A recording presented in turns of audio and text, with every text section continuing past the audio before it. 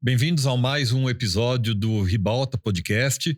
E agora a gente está tendo o prazer e a honra de fazer um segundo programa com a Georgette Fadel, essa atriz premiadíssima, conceituadíssima, louquíssima, que eu acho que ela prefere o louquíssima entre tudo isso, né? Sim. Ô, Georgette, uma vez eu vi uma entrevista com a Fernanda Torres e ela falava o seguinte, que a mãe dela um dia disse que achava que Dionísio era um deus cruel, que às vezes ele se escondia debaixo da terra e sabe Deus quando ele saía de lá. Ou sabe Zeus quando ele sairia de lá. Alguma vez Dionísio ficou enterrado na sua vida? Dionísio escondido debaixo da terra, não querendo ajudar a peça, não querendo emprestar suas forças para aquela coitada daquela filha. Já aconteceu muitas vezes. Mas aí eu não sei se eu vou ter condição assim de conhecimento mesmo para falar sobre isso, mas acho que tem a ver com o que a gente estava conversando anteriormente no outro momento.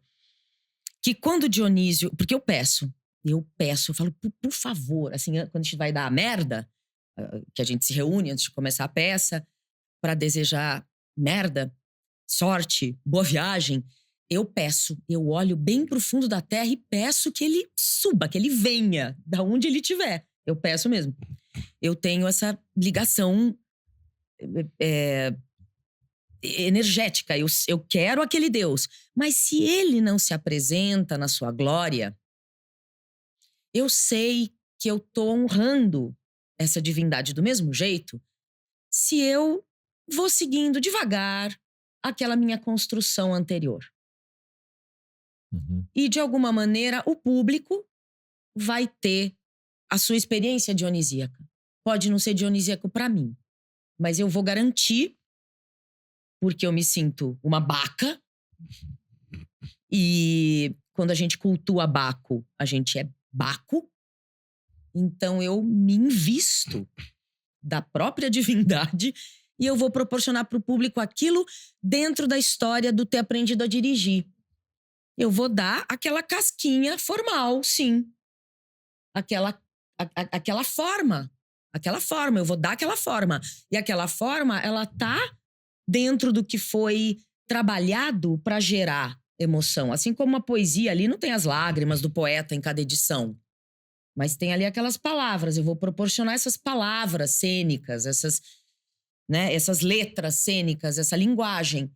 Não necessariamente dentro do transe maior que às vezes a gente tem. Que de vez em quando a gente tem transes, né? Que você percebe que o público tá muito junto e você mesma tá imbuída da poesia. E às vezes não. E às vezes você só tá mostrando aquela máscara. Você tá dançando aquela máscara e tal. E nem sempre pro público são experiências superiores ou inferiores. Por isso que eu acho que é uma questão do ofício. Você tem que É o ter Apolo no meio da alguma história, noção. né? Você tem que ter o Apolo junto com o Dionísio. Exatamente. É isso que eu deveria ter dito desde o começo. Essa é a questão. Quer dizer, quando você chega em Epidauro, o deus que tem lá é Apolo. Porque é o que dá as regras do jogo. Né? Você não pode jogar futebol numa quadra de gelo. Bola de gude.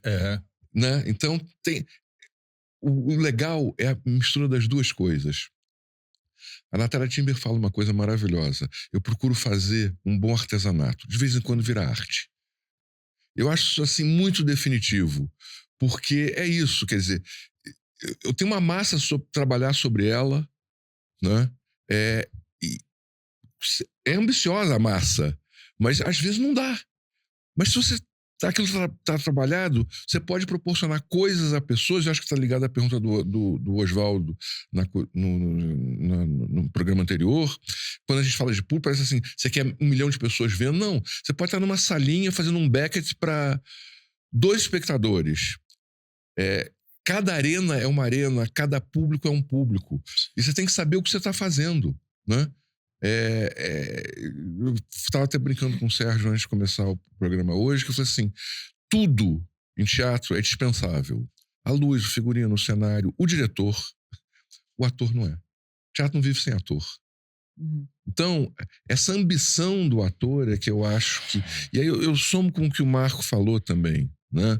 Essa ambição, essa ferocidade que eu acho que o ator tem que ter, que é uma ambição do que ele vai dizer e de como ele vai dizer, como ele vai tocar as pessoas. Ainda mais nos tempos de hoje, né? Parece que a gente tá tendo que salvar a vida no corpo físico. Então, acho que a gente tem que estar desesperados. Acho que a gente tem que entrar em cena ferozes, cada vez mais ferozes, não acreditando que as coisas estão perdidas. Tá bom, quando elas se perderem, elas se perderam. Mas enquanto não, eu concordo com você. Essa, eu acho, uma grande ambição que é retomar, inclusive, um poder. Que não é o poder sobre o outro, mas o poder da própria liberdade. Mas você não acha que essa sensação... Eu não sei se os outros partilham disso, porque trabalham nesse sentido da organização, da cena, da criação, enfim, os que estão aqui, né? Você não sente algum momento em que você está encurralado e não sabe o que fazer, não sabe por onde ir, não sabe o que interessa, o que deixa de interessar? Vocês sentem isso? Estou perguntando também não só para ela, mas para vocês também. Vocês sentem um momento... Eu acho que desde que eu comecei a fazer teatro, eu sinto isso. Pois é. Sim, mas isso piora ou melhora? Porque eu acho assim... Varia, que no Marco. canal, a angústia é a base da criação. Se você não tiver uma puta angústia, você não tem pouca chance de ter um maravilhamento que te leva para... É que eu acho que isso... Mas às vezes a angústia vira uma depressão, né? Quase uma falta de vontade de criar. Tô falando angústia no sentido de que eu tenho um problema objetivo e como é que eu resolvo ele. Um problema pode ser, eu preciso consertar o meu chuveiro e não sei como. Quer dizer, isso desperta a tua imaginação, ou você vai ter que pedir pro vizinho, ou pro zelador, ou se tiver uma grana vai ter que contratar alguém. Enfim, mas eu tô falando da angústia como base da imaginação no sentido mais prosaico, no sentido mais cotidiano, no sentido... do imaginário da humanidade, né? A angústia, assim, quase como... A gente trabalha com isso, com essa matéria, do ponto de vista de... E agora, o que eu faço? Eu acabei um negócio agora, o que eu faço? O que eu quero fazer? O que você quer fazer? O que você tem tesão de fazer? Entendeu? Quer dizer, porque...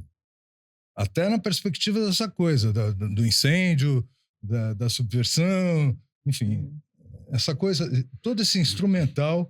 E eu estou perguntando também para todos, né? Mas a angústia, porque assim, como uma força... eu sinto um pouco um momento, às vezes, de emparedamento maior. Não sei se é por conta da idade também, que vai ficando cada vez mais reduzido o repertório. Mas desculpa, Sérgio. Mas não, só para explicar um pouco o que eu estou querendo dizer. Não, claro. Mas assim, a angústia como uma força... criativa, como uma cena de origem, assim. Ela é sempre uma força criativa. Mesmo quando você fica deprimido, ela vai te levar para algum lugar. Se você morrer, morreu, porque essa é a aventura também, entendeu? Mas ela é sempre uma força que mexe interiormente com você, que te obriga a algum lugar, que te leva a algum lugar. Eu não sei, mesmo que esse lugar seja o nada. Eu não sei se você... não sei se você compartilha... Assim, eu não tenho falta de assunto. Eu não tenho falta de assunto. Porque eu acho que a ignorância é tão grande hoje em dia que você falar sobre como uma célula se formou é assunto para uma peça. Falar sobre o reino vegetal é assunto para 1000 peças. Falar sobre... Tem muita coisa para se falar. Hoje em dia, falar sobre a Terra redonda voltou a ser um assunto. Sim, né? Vacina. Então, os assuntos, assim, eu tô cheia de assuntos, cheia de livros, cheia de coisa para falar. Eu tenho desesperos de de linguagem, do que não foi visto ou do que precisa ser visto de novo. Isso. Ou como que eu vou chegar diante do público e o público vai calar e vai desligar essa luz do celular e vai se prostrar, por favor, diante da presença de um ser vivo. Que hoje em dia você vê tudo na televisão, o tubarão branco comendo uma perna. Mas como é que isso tá difícil. Como é que eu me ponho em causa para pôr também quem está comungando comigo em causa? Porque eu também vejo muita coisa quando a gente faz que é quase um culto evangélico. Quase culto evangélico. Vai lá todo mundo para confirmar a crença. Isso não me interessa nem um pouco. Entendeu? Porque para quê? Não, se o culto for uma coisa muito divertida... bom. Brincando um pouco com a ideia de diversão que você falou, né? Se o culto for uma coisa divertida, eu acho que a gente até ganha alguma coisa com isso, ganha festinha. Tamo entre nós também. Ué, também não tô querendo abarcar o público da Madonna. Não tô, né? Mas o duro é quando a coisa chata. É o culto chato. É o culto sem Jorgete, mandala. Chamado pé no saco, Nos né? intervalos aqui a gente brinca muito. Você não acha que falta um pouco de humor no mundo que a gente tá vivendo? Um pouco de deboche? Nossa. Se o humor não é uma arma tão poderosa e a gente tá desprezando essa arma poderosa, porque todo mundo se leva muito a sério, todo mundo tem muita cabeça, muito, né? Humor como um elemento devastador, violento. Gente, eu acho muito isso. Agora, ao mesmo tempo, a gente tá naquele velho e bom momento histórico onde certas lutas, certas questões muito sofridas vieram à tona de uma maneira muito forte e tomando seu espaço com violência, a violência necessária para abrir caminho. Então, as coisas ficaram um pouco engessadas, um pouco perigosas, em termos de linguagem, em termos de tratamentos, de uma maneira geral. Isso é um momento pelo qual a gente está passando, tem que passar, eu acredito nisso, porque, além do teatro e da nossa sagrada liberdade, existe a liberdade das outras pessoas também. Né? Das pessoas trans, das pessoas pretas, das pessoas gays, das pessoas diferentes e que não tiveram espaço, diferentes do padrão que a gente conhece.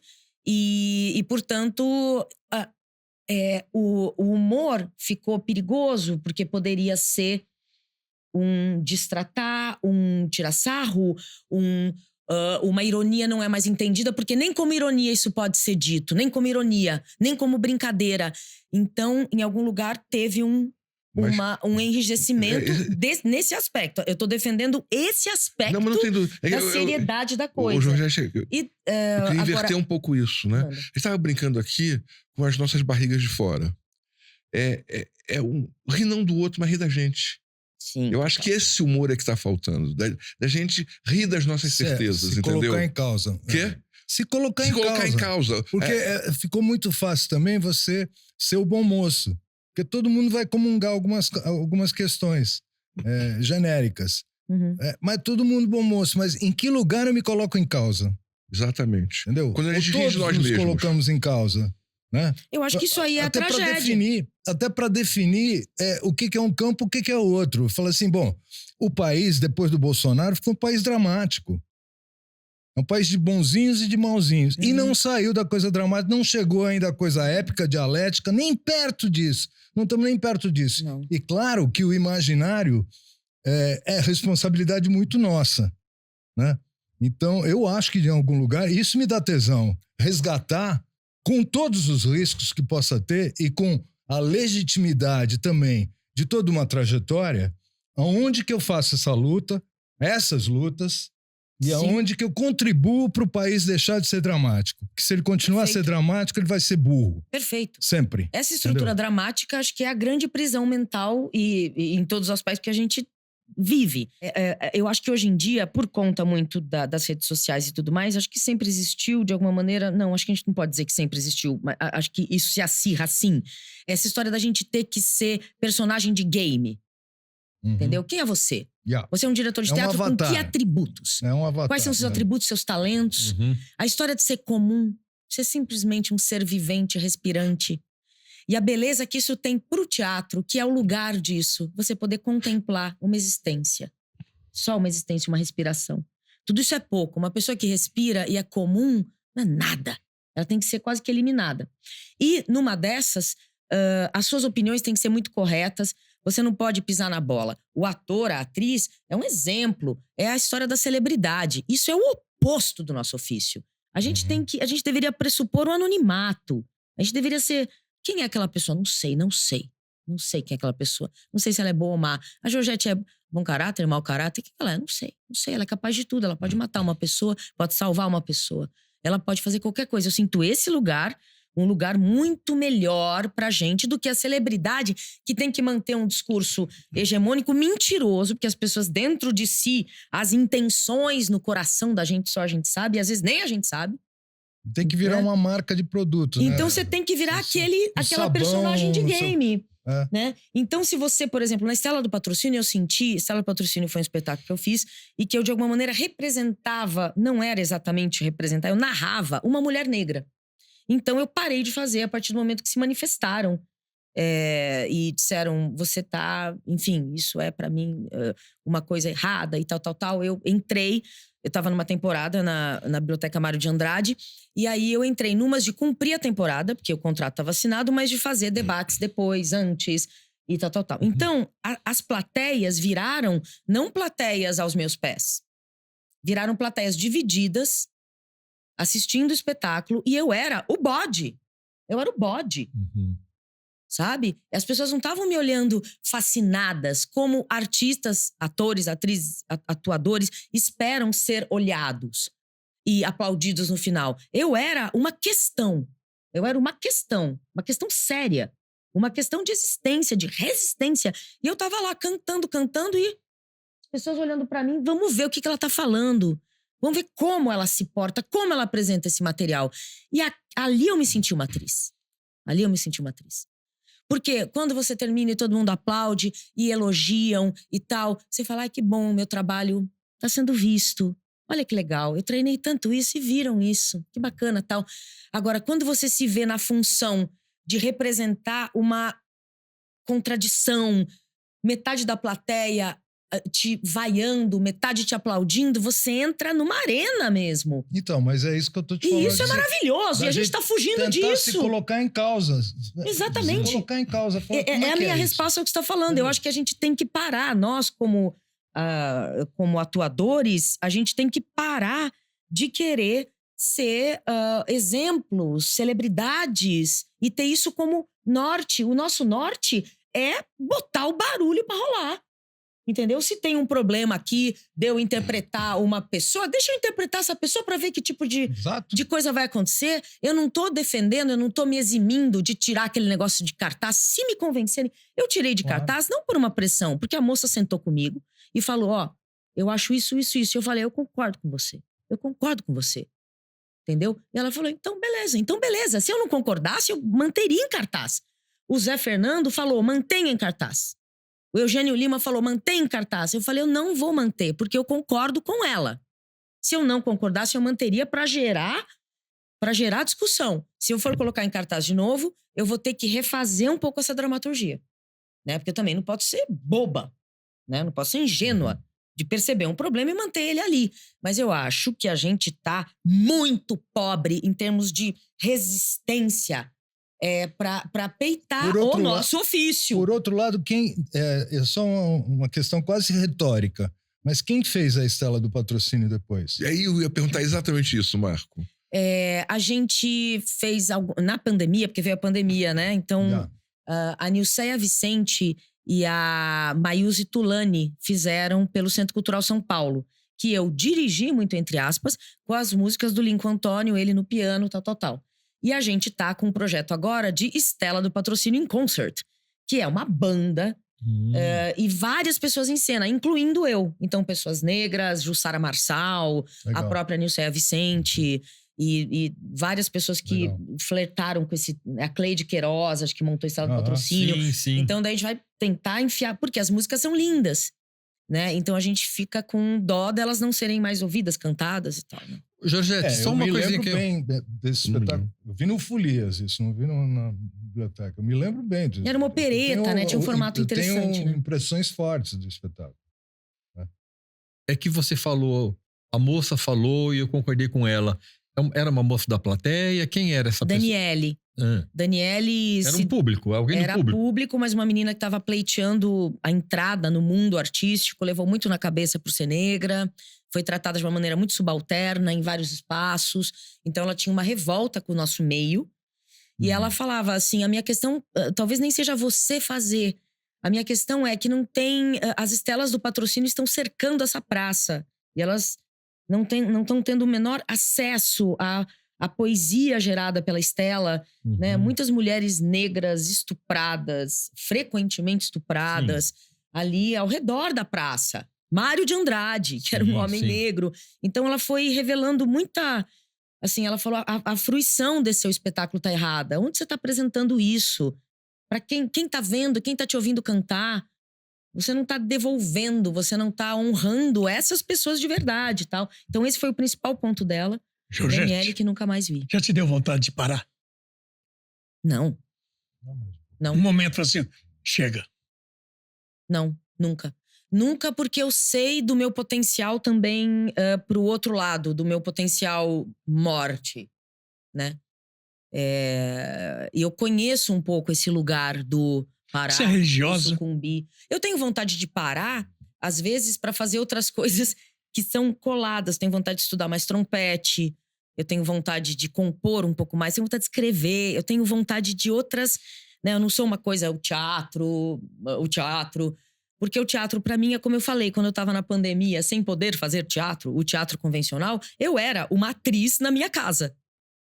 Eu era uma atriz na minha casa. Eu tava fazendo a função de uma atriz na minha casa.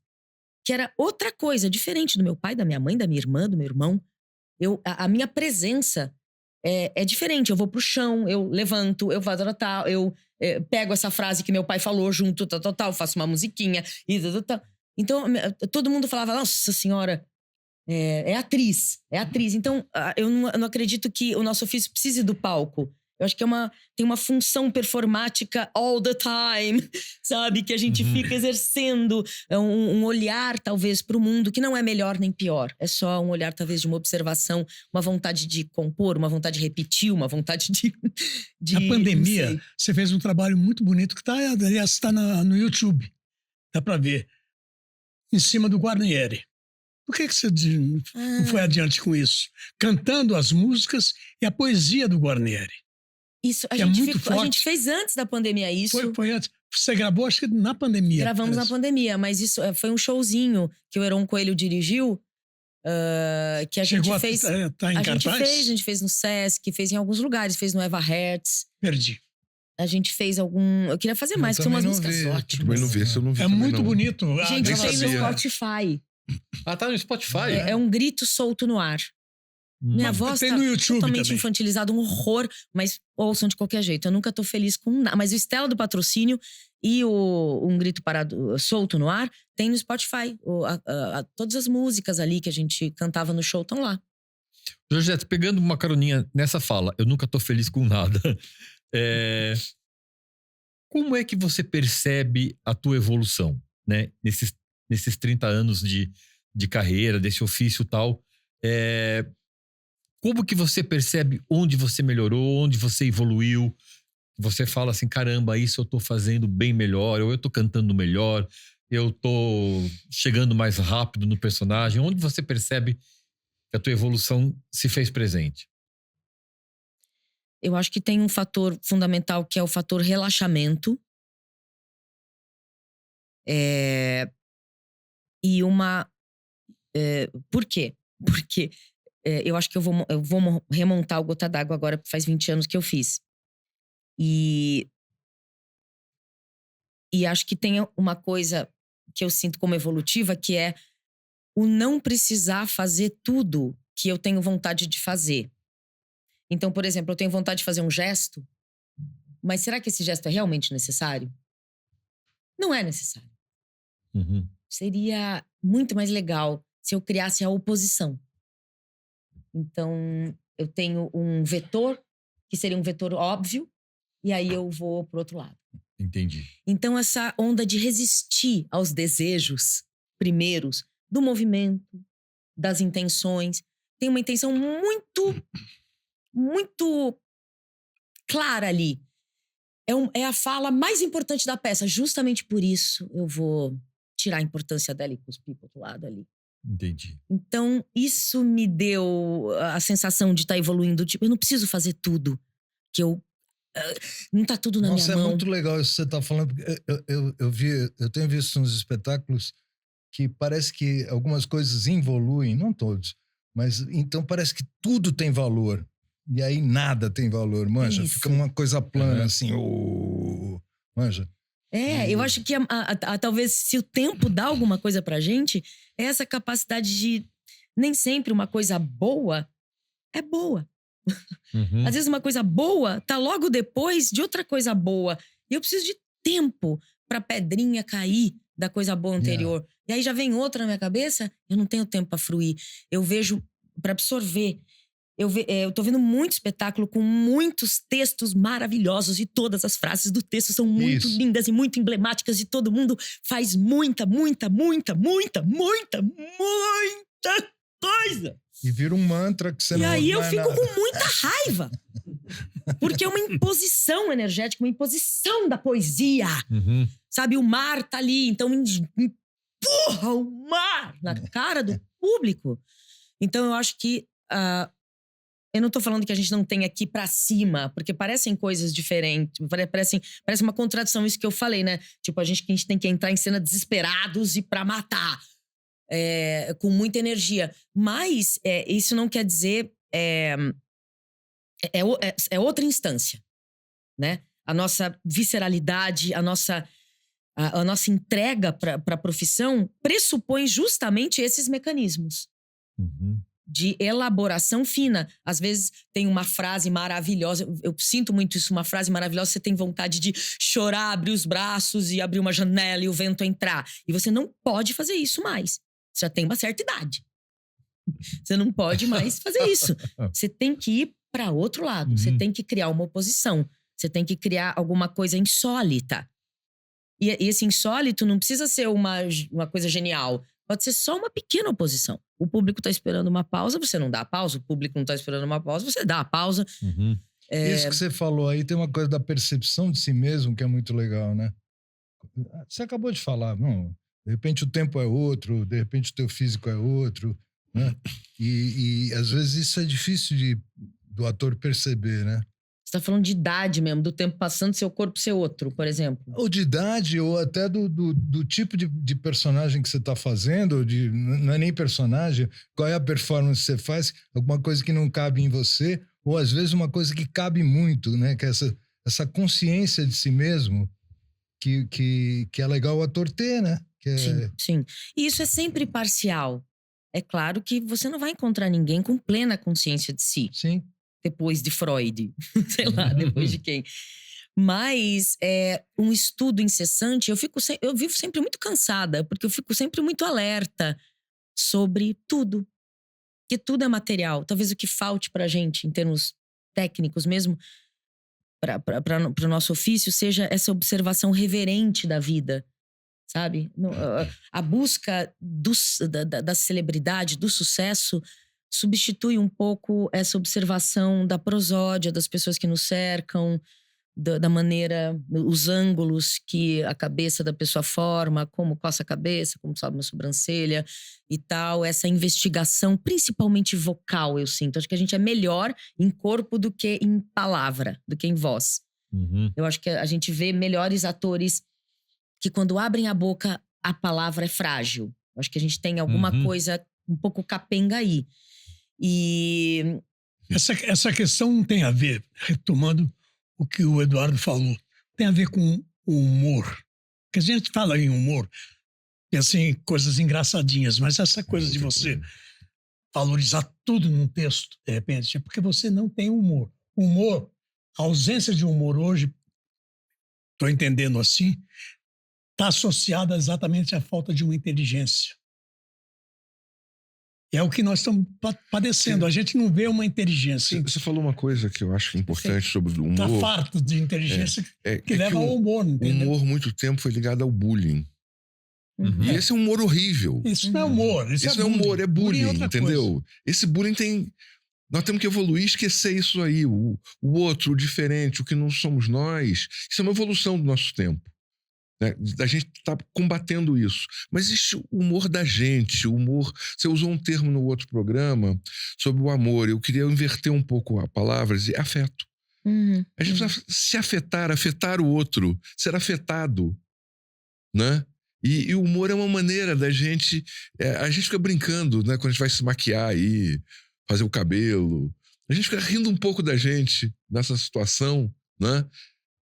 Nós em situação, que é o que o ator, na verdade, deveria fazer. Hamlet está rindo de si mesmo em situação, dependendo quando ele está simulando a loucura, né? O Peter Brook diz, e aí reforçando o que você diz, que o que sobra de uma vida no teatro é uma velha puxando uma carroça, dois mendigos no dia de uma árvore seca, ou um sofá, ou um inferno feito de sofás. Isso é uma imagem que fica. E quando você polui essa imagem de tantas coisas na sua interpretação, você não deixa que essa imagem única apareça. Claro. Né? Que eu acho que é isso que você está falando. Quer dizer, quando a gente é jovem, a gente quer botar tanta coisa em cena, como diretor, como ator, né? Que a gente esquece que se a gente simplificar e achar o que daquela peça dialoga com o nosso tempo, com o nosso momento, a Joana que você vai fazer não é um momento diferente da Joana que você fez há 20 anos atrás. O que tem que ser ressaltado hoje? Né? E para isso você precisa ter uma certa humildade, dizer assim, eu não preciso fazer tudo. Eu acho que você juntou as duas coisas aqui. Você falou a palavra humildade. E para ter humor, você precisa ter humildade. E para ser humilde, precisa ser inteligente. Sim. Você precisa perceber o seu lugar no mundo. Você tem que perceber que as coisas que você faz e o drama todo que você compõe em torno da sua vida e de todo mundo é falso. É uma maneira de ver. É uma curva que você seleciona aqueles pontos. Você poderia selecionar outras curvas. Então, acho que essas palavras estão ligadas. Para você ser capaz de aprender, você precisa ter humildade. Para você poder rir de alguma coisa, você precisa ter humildade. Você precisa se colocar no mesmo nível que a coisa. Né? Se desimportar. Perceber não se levar a a sério. mosca. Exatamente, perceber a mosquinha flutuante que a gente é numa galáxia qualquer, periférica. Então, aí, diante disso, tudo é risível. Dizem que os monges, quando se iluminam, não param de rir. Não param de rir, de gargalhar. Da loucura toda, essa loucura controlada, como diz o Dom Juan do Castanheda também, né? Vai vivendo aí, é uma loucura controlada. Mantém você aí nessa terra, mas a vida não pode ser só isso. E as nossas brechas são um pouco teatro. As brechas onde a vida se desinverte. Porque tá tudo invertido, como a gente tá vendo, né? As pessoas mais medíocres, mais burras, mais toscas, mais infantilizadas em todos os sentidos são os governantes do mundo agora. É uma Atlântida mais cartoon e game impossível. Sim. Então a gente tá nessa, a gente tá navegando num lugar bem surreal. Então eu concordo com você. Humildade, inteligência. Essa inteligência não é a enciclopédica, a gente sabe disso, que a gente convive com um bando de gente que sabe reconhecer a folhinha da beterraba, diferenciar da folhinha da cenoura, coisa que você não sabe. Então tem aquele saber ali, né? Então, assim, bom humor só vem de quem não trabalha diariamente com a autoimportância. E o paradoxo do bom humor e digamos, da desimportância, e que eu acho que isso tem a ver com a coisa do melhor do teatro de grupo, talvez, seja a energia de compreensão e de compaixão que surge daí, né? A energia de perdão até, né? Que é uma coisa que hoje é difícil a energia de perdão. Tolerância. Porque tá tudo muito duro, né? Então eu sempre tenho razão, você tem razão, e acabou, e aí a gente não cria nenhum espaço dentro disso. Eu não estou falando que exista os bolsonaristas, que existe uma série de outras coisas. Não estou querendo ser poliana nesse nível né? Mas eu acho que a desimportância também te leva a um estado de compaixão no sentido de compreender o outro, e acho que o teatro de grupo traz muito isso, né? Claro. Pelo menos na minha experiência me trouxe muito isso. Entender e superar. É isso que você está falando, né? Só quem erra perdoa. O que é essencial, o que é essencial fica. O que não for, vai sair no mijo. Tem que sair no mijo, né? Não pode ficar ali. Sim. E isso só muda se você se achar tão importante que você não pode. Exatamente. Isso talvez seja a principal prisão mental, né? Essa busca por uma perfeição que aí sim não tem como não cair em fascismos de qualquer espécie, né? Mesmo os mais disfarçados e tal, que é essa ideia de um ser pronto, de um ser que não é. É isso, o nosso filhote chama criança. Entendeu? Não tem. É a criação. A gente se cria, uma galinha fica ali mais galinha durante a vida toda. E mesmo assim tá em evolução. Mas a gente, você veste essa roupa aí, eu visto isso daqui. A gente troca de pele, a gente mexe, a gente pode andar. Eu posso andar de 4. Hoje em dia tem gente que fala que é raposa. Sim. Tem gente que namora o muro de Berlim. Tem gente, o ser humano é muito plástico, né? Então, diante dessa liberdade extrema, individual, ligação céu e terra, coluninha reta, né, vertical, se a gente não tem uma noção do coletivo, tá tudo perdido, como está quase tudo perdido. Né? Então, assim, a gente tem que estender a mão para ganhar essa horizontalidade. Você precisa querer criar o horizontal, porque o vertical a gente tem, eu tô só. Então, essa liberdade individual com noção do coletivo, e não é uma noção, meu limite termina, onde começa o seu, é a noção de que nós somos a mesma coisa. E de que essa ideia de só existe quando vários se juntam. Não existe um. É aquilo que a gente fala, o nosso corpo é feito num bando de coisa. Ah, mas tem uma consciência única. Não tem uma consciência única. Até isso é uma falácia, é uma coisa meio inventadona. A gente não controla a nossa consciência quase. Você tem que ficar o tempo todo se observando e falando, uau, hein, Georgette, que loucura. O que você tá fazendo desse jeito? E aí você estuda o jeito que você já fez.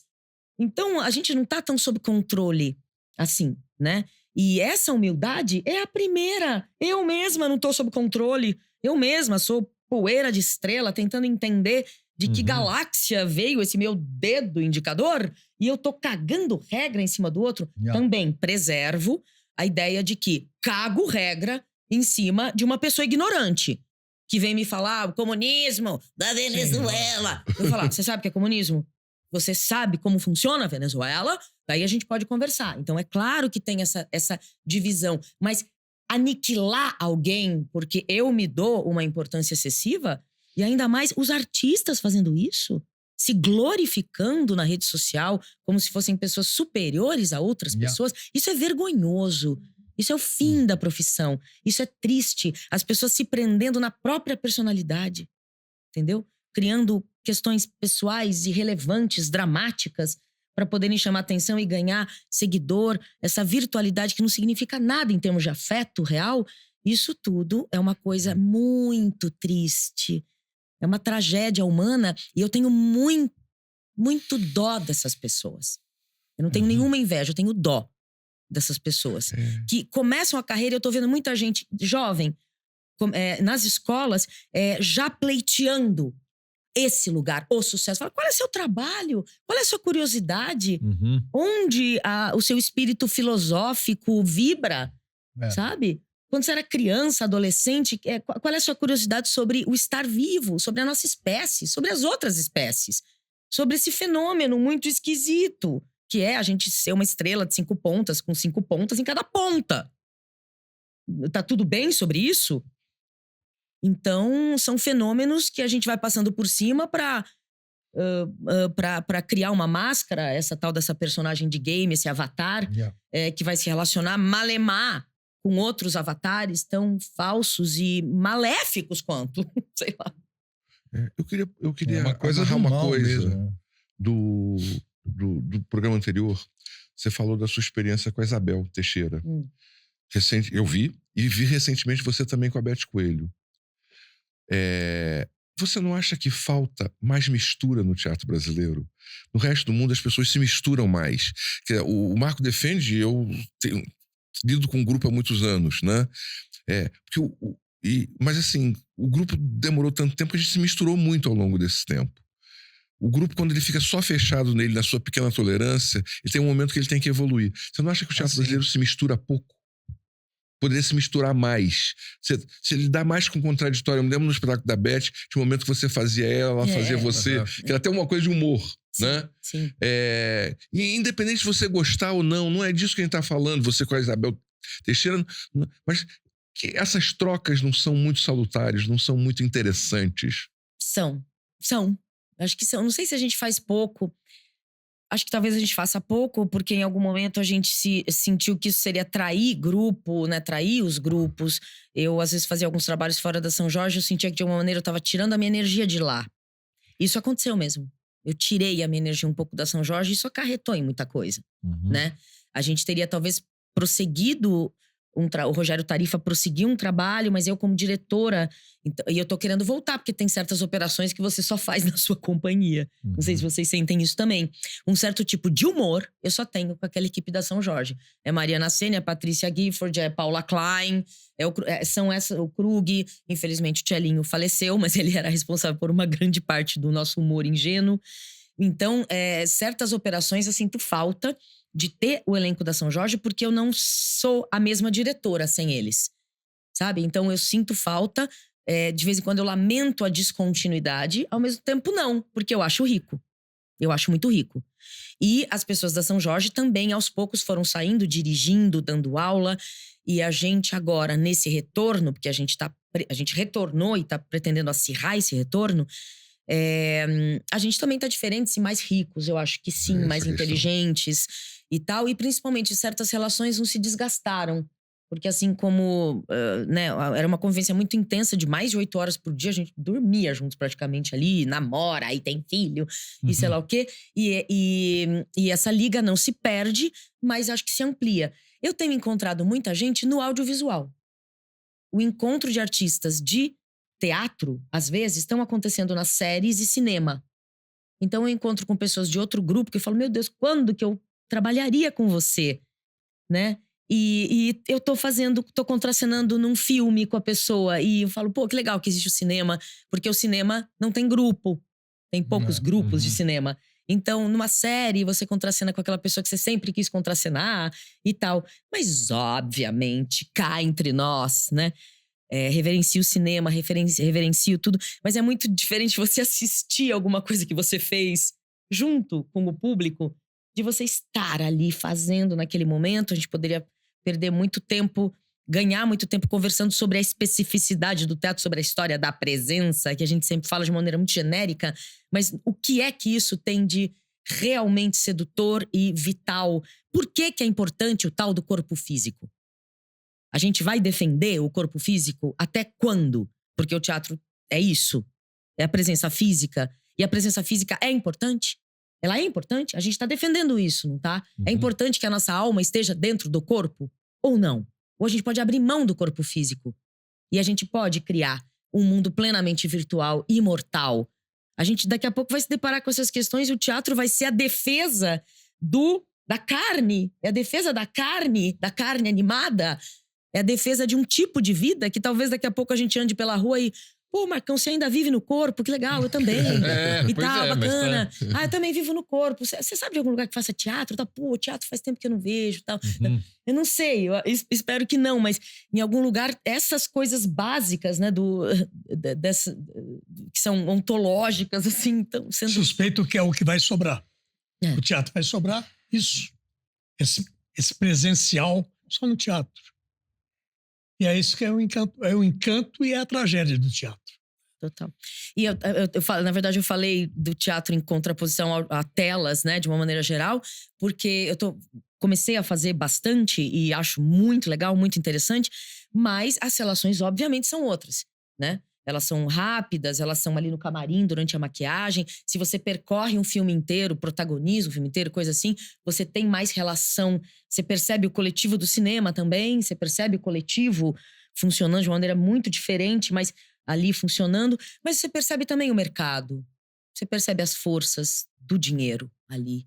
E isso contamina absolutamente tudo. Não absolutamente tudo, porque os afetos ainda são defendidos ali no tete-a-tete do camarim. E muitos afetos acontecem ali, mas pairando sobre tudo, existe esse fantasma. E no teatro, não tem que existir esse fantasma. Não tem esse fantasma. Talvez o teatro seja a arte onde, querendo ou não, a gente ainda detém os meios de produção. Se a gente abre mão disso, é outra coisa. Mas, exatamente. Mas a gente detém os meios de produção. É isso que eu falei. Quando eu estava lá escolhendo a minha profissão, eu pensei, o que eu posso fazer com uma caixinha de fósforo? Eu preciso ser livre. Né? A galera de hoje já se forma em escolas ou coisa parecida e fica sujeita a diretores. Se esses diretores, geralmente homens, vão chamar ou não pro grupo, ou pro cinema, ou pro seriado. Quando isso? Pelo amor de Deus! Vai fazer suas coisas! Claro. Pegando isso que você está falando, eu ouvi de uma grande atriz, não me lembro o nome dela, vou lembrar daqui a pouco. Ela dizia o seguinte, que ela adora fazer cinema, mas quando ela entra num set de filmagem, até na televisão, ela fala assim, eu não tenho a menor importância. O iluminador é mais importante, o fotógrafo é mais importante, o figurinista é mais importante. Eu tô lá, eu fico esperando a hora que me chamam, porque eu não tenho a menor importância. Eu achei muito bonita essa processos declaração, porque você bacanas. não tem importância, você como atriz e ator. Em processos você bacanas de cinema, quando você pega uma equipe muito legal, que eu até hoje só peguei Sim. equipe legal, graças a Deus. Eu nunca passei por um aperto, assim, de desumanidade no tratamento ou coisa parecida. O que acontece é, eu vou falar o oposto do que você tá falando, porque o que você tá mas falando a pessoa não quer dizer que ela é maltratada, não. As pessoas são muito educadas, gentis, Sim, sabe? te Mas preservam muito, no né? processo da criação do filme Sim. ou da série, Sim. você é uma peça que vai Você é entrar uma num peça. determinado momento. Sim, Você, exatamente. no resto você não conta. Sim. Agora, isso tem um aspecto muito positivo também, que é você perceber que você é só uma peça. E você participar realmente dando aquilo que é necessário dar e se percebendo parte de um mecanismo muito interessante também. Então, quando você está num processo de cinema ou audiovisual de uma maneira geral, onde as pessoas têm noção do coletivo, o que acontece é que a engrenagem também se fecha de uma maneira muito bonita. E você fala, uau, realmente, eu não sou como no teatro o centro das linhas. Eu não sou o centro das linhas de força. Não sou eu que manipulo todas as linhas. Mas tudo bem também. Eu só sou aquela peça ali. E é muito interessante esse estado de composição. Depois, quando você vê o filme, você fala, olha que função interessante que eu tive ali. Ok. Tem também um processo de humildade dessa participação. Eu tô dando o outro lado porque eu tenho vivido experiências nas quais eu não posso cuspir, assim, no cinema e no audiovisual, que tem me dado uma noção do quanto pode ser coletivo. E eu lamento que esteja tão atrelado à grana. Sabe? Que a gente não possa ter grupos de cinema, como a gente pode já ter. Acho que talvez a grande questão seja som, seja equipamento e após. Claro, Né? Mas a gente já é capaz de produzir, assim, grupos que precisem de menos recursos ou menos recursos técnicos e a gente possa investir mais na gente mesmo e a gente possa criar também quase grupos, assim, que funcionem de uma outra maneira, que escapem do mercado, que venha pra nossa mão. Se bem que eu acho que quando precisa de eletricidade, a gente nunca escapa do mercado.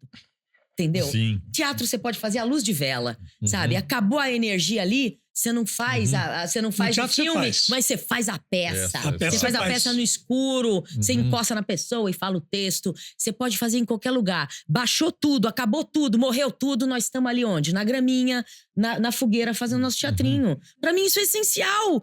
Pra mim essa pra mim é a liberdade. Eu não preciso nem de uma tomada.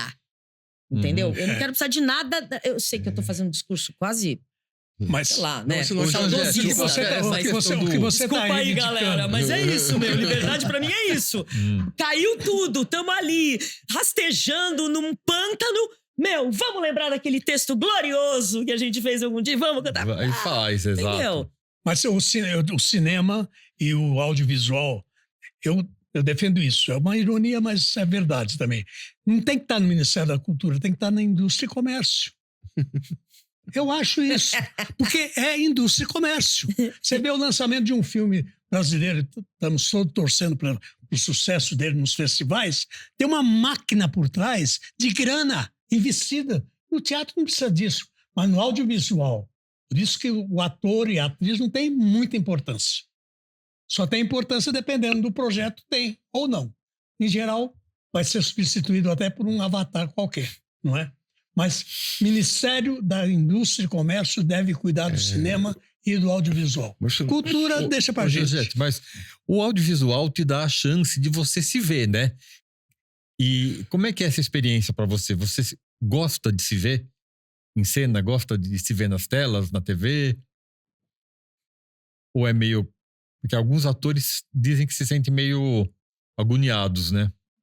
Durante algum tempo, a gente trabalhou com a ideia, até máscara, né? Assim, a gente ia trabalhar com a máscara. Tinha professores que diziam que a gente não pode olhar a máscara de frente, tem que olhar só no reverso da máscara, no verso dela. Por quê? Porque a gente nunca se vê de frente. A gente nunca se vê de frente, a não ser no espelho, né? Existe espelho.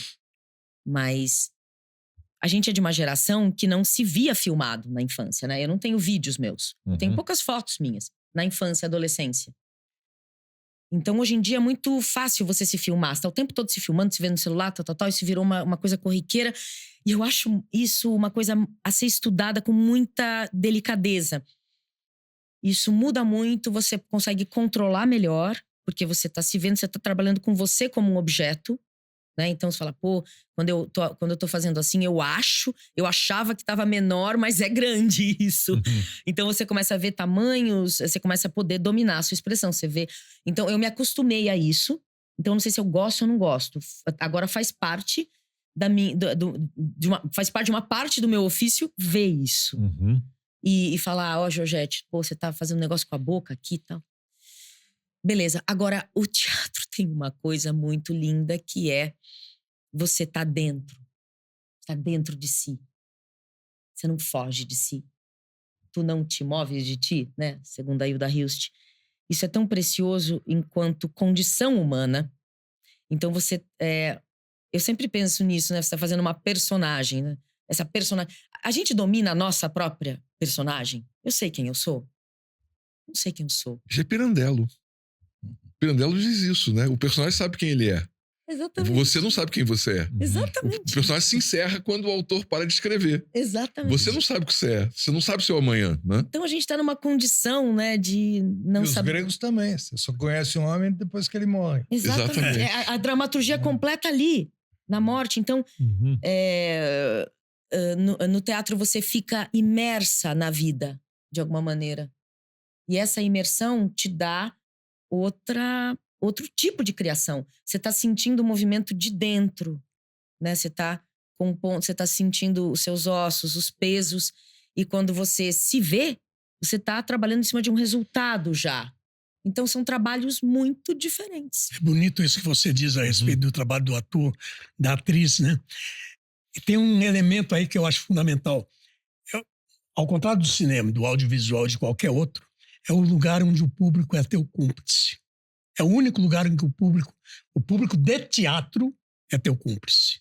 Da atriz Georgette. Você entra no palco e fala assim, vou fazer a rainha tal, eu acredito em você.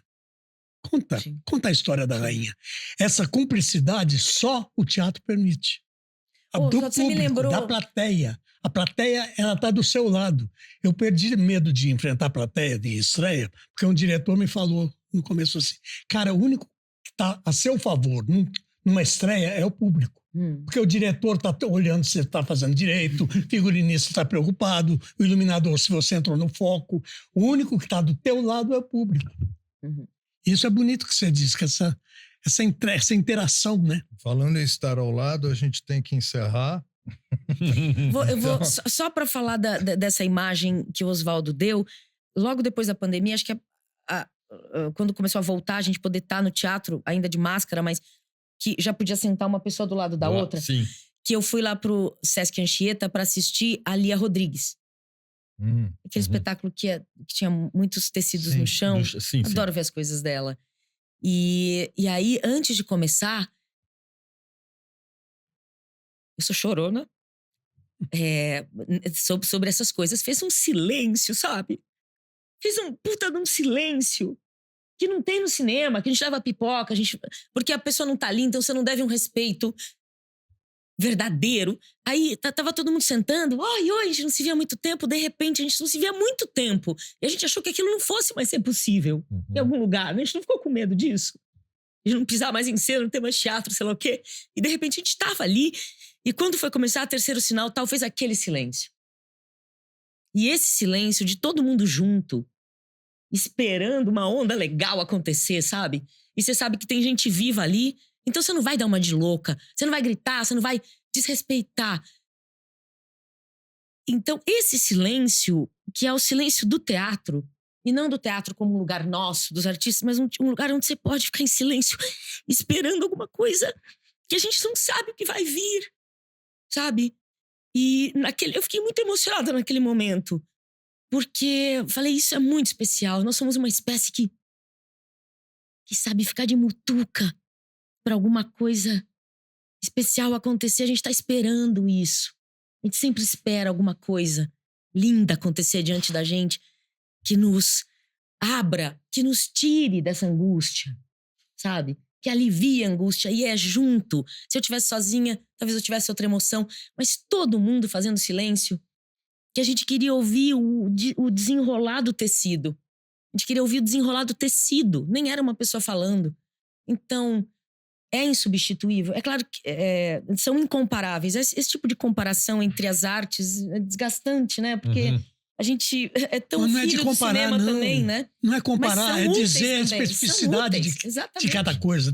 Teatro é isso. Outra coisa é outra coisa. Exatamente. Pode ser tão boa ou melhor até que o teatro. Mas o teatro Só queria dizer o seguinte, eu acho que as lágrimas da Georgette nesse momento fecham o nosso pano de maneira brilhante. Obrigadíssimo, querido. Eu que agradeço. Obrigado, meus obrigado. heróis.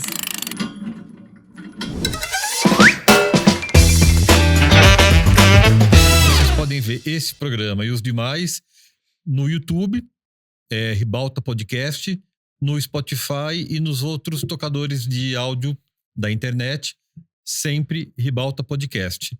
E se vocês quiserem encontrar a Georgette Fadel nas redes sociais, ela vai dar o caminho.